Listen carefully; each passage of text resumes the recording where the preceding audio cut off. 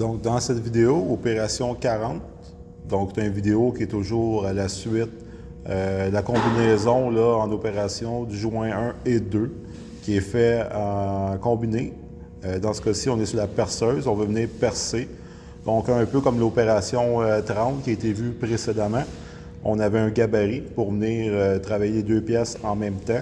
Donc, c'est un peu la même chose ici. On est encore avec un gabarit. Dans ce cas-ci, c'est un gabarit de perçage. Donc, nos pièces sont localisées dans le gabarit. Et on s'est indiqué, en fait, le perçage à faire. Donc, dans la pièce joint 2, il y a 2 trous à faire de 136 mm. Et dans le joint 1, il y a un trou de 180 mm à faire. Donc, si on veut un peu voir à long terme, c'est pourquoi. Mais dans la pièce joint 2, les 2 trous vont être taraudés. Donc, c'est pour ça que les diamètres sont plus petits. Tandis que dans le joint 1, le trou est plus grand. Ça va être un trou de passage pour la vis. Donc, tout simplement, se monter dans le gabarit. Donc, le gabarit,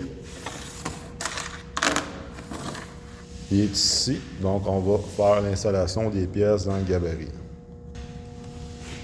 Donc, mon gabarit, on met les deux pièces. On a la pièce joint 1 et la pièce joint 2.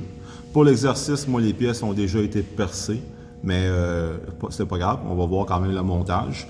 Donc, si on se réfère vraiment avec la gamme, donc la pièce joint 2 va être supérieure dans la première installée dans le fond, dans le haut du gabarit. Il y a la bride ici pour venir insérer, donc c'est un peu le même principe que le gabarit lorsqu'on a fait les mets plats sur la pièce en fraisage. Donc, je vais venir insérer la pièce à l'intérieur. Puis par rapport au plat qui était fait, dans le fond, c'est évident qu'il faut respecter la gamme, parce que si je viens faire mon perçage avant d'avoir fait le méplat ici, mon montage dans le gabarit est impossible. Donc, il y a la partie, la bride, puis après ça, j'ai une autre partie ici qui est à ressort, qui va venir s'appuyer sur mon méplat ici, histoire de positionner en rotation ma pièce. OK? Donc, je viens l'insérer. Je mets la méplat en conséquence pour être capable de l'insérer en dessous de la deuxième partie à ressort qui va orienter ma pièce. Après ça, je prends le joint 1. Je viens, même chose, l'insérer à l'intérieur. Une distinction du gabarit, parce que ça va être en fait des éléments qui est à prévoir dans la conception. Pour éviter de façon de travailler par routine, éviter les erreurs. Donc, il y a une tige qui a été installée ici, correspondant à la rainure du joint 1, ce qui évite la possibilité d'inverser les pièces. Okay? Donc, une fois que je suis installé, que mes pièces sont appuyées correctement, avec l'outil, donc je vais venir serrer la bride. Faire attention, on vient serrer la bride, l'autre boulon, c'est l'ajustement du ressort en tension pour la position en rotation des pièces. On n'y touche pas, on va juste venir vraiment ce qui est la bride de serrage. C'est elle que je vais venir serrer avec la clé. Une fois que c'est fait, le gabarit, il y a comme des 4 pattes ici. Donc, ça va être pour venir s'appuyer.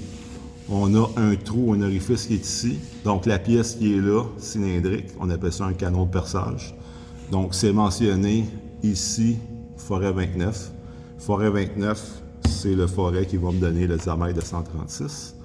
Et je peux continuer pour faire un 90 degrés pour tomber sur les 4 autres pattes pour être capable de faire les trous dans l'autre direction. Donc, 90 degrés au premier qui est fait.